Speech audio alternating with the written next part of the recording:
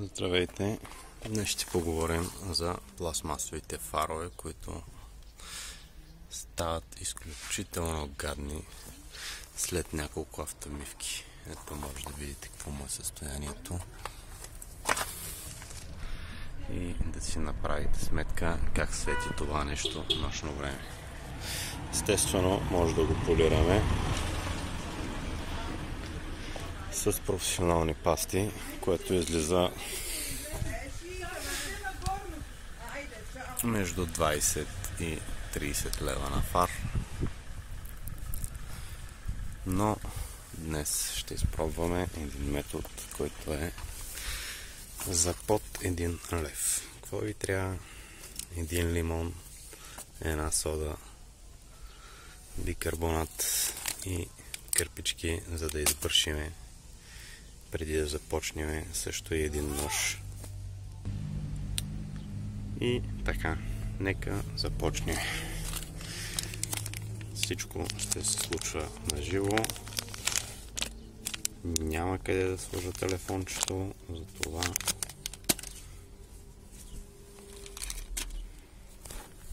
така. Малко ще играе, но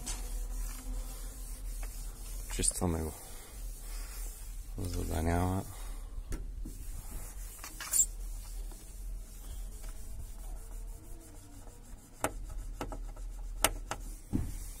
мухи, пясъци и всякакви други абразиви. Така.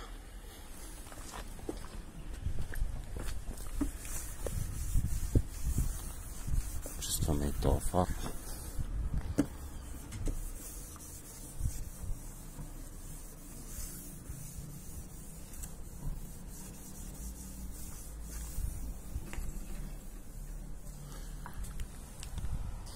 Кърпичките, които ползвам, са с алкохол. Така.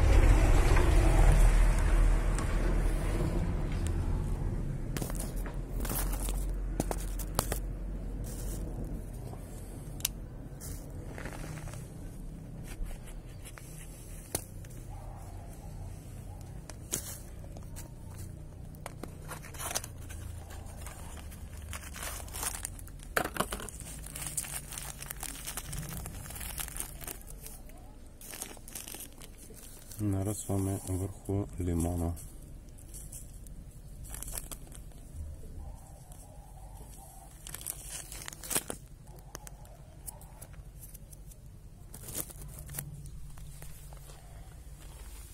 И започваме. Ето. И изцеждате да има сок.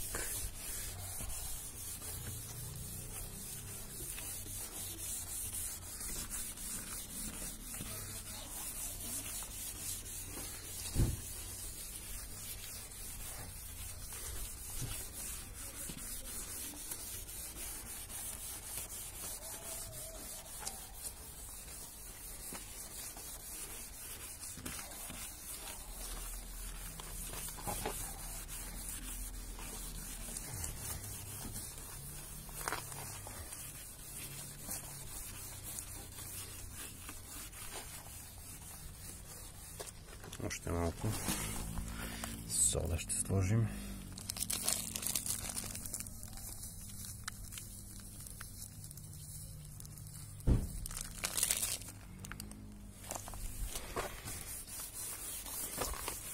Не натискате много.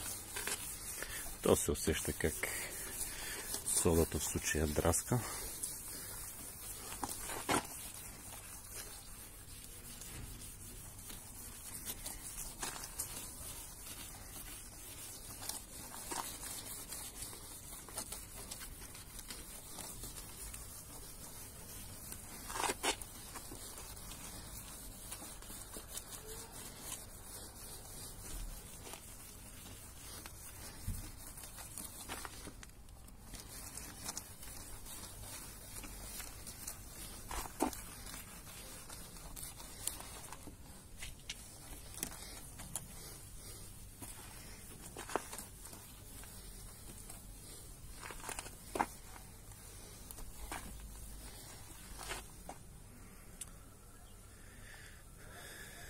принцип не пречи да пробваме с този лимон да продължим и другия фар, но както съм озаглавил клипчето, да полираме фаровете или да им възстановиме пропускливостта на светлина за 30 стотинки. Така, от тук какво ви трябва? Една водичка.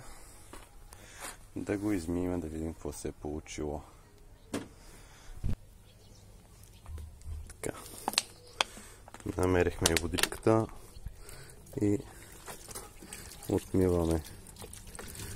Също отмиваме от броня, от капак, от сме изцапали. Все пак е киселина. И ето какво се получи. Сега ще видим като изсъхне. Тогава ще е по-интересно. Ето за едно сравнение.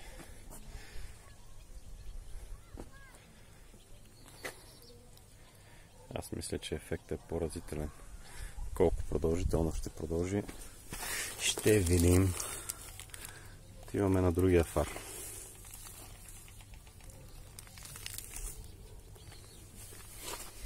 И повтаряме процедурата. Малко лимонов сок.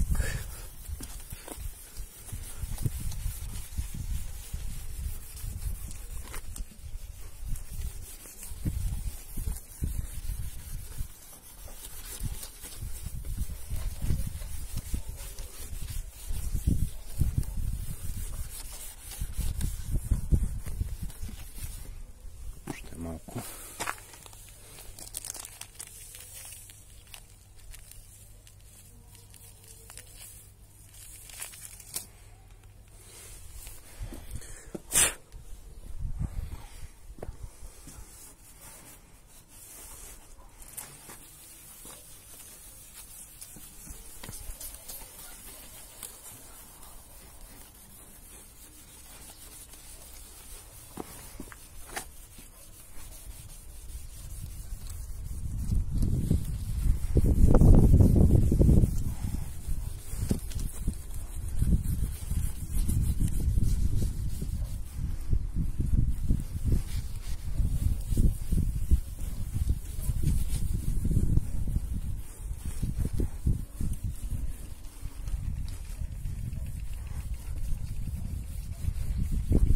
Мисля, че почти не се усеща.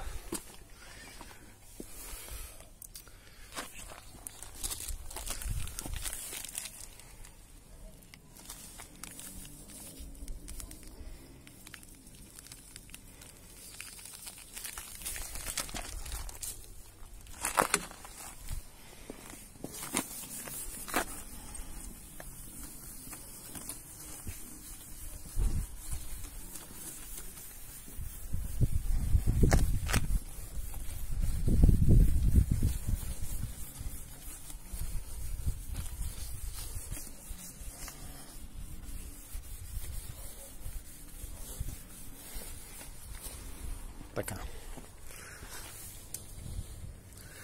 Това не ни трябва. Поливаме го.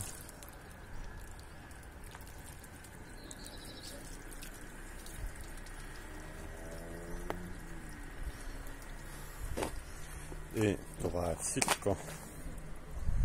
Ето, както виждате, този все още е мокър, но нищо допълнително. Ето този почна да изсъхва. Да, естествено не става като с пастите за по 50-100 лева. Говоря за големия флакон, но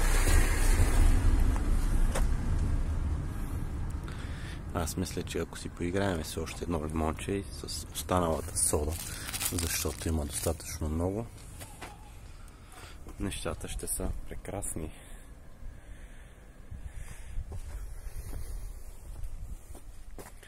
Колко продължителен е ефекта, също ще видим.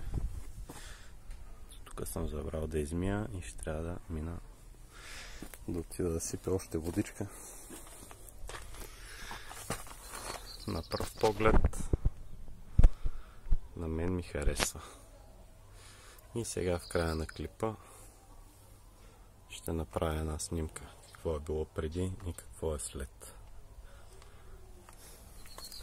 Лично аз не вярвах, но ефектът е много добър. Като за под 1 левче. Съм доволен.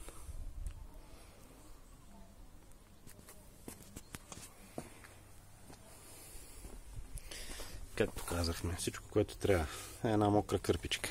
За първоначално да изчистиме пясъци, една сода бикарбонат, един лимон и един нож да отрежем лимона. Също и малко вода да изплакнем след като сме приключили. И това е всичко. Ето, това продължава да съхне. Да, остават някакви дръскотини отгоре. Но аз мисля, че вече всичко е кристално и се вижда прекрасно.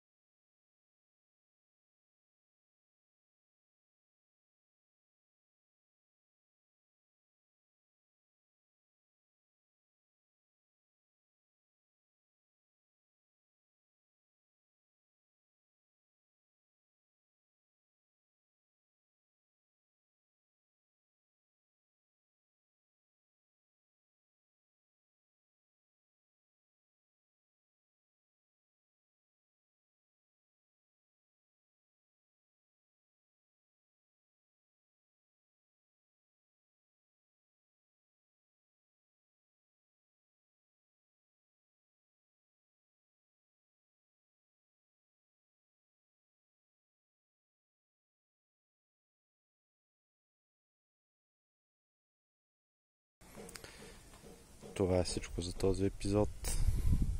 Лайк, комент долу, ако желаете. Съвсем скоро ще ви покажа и други такива трикчета, които харесвате. Ефтини. Чао!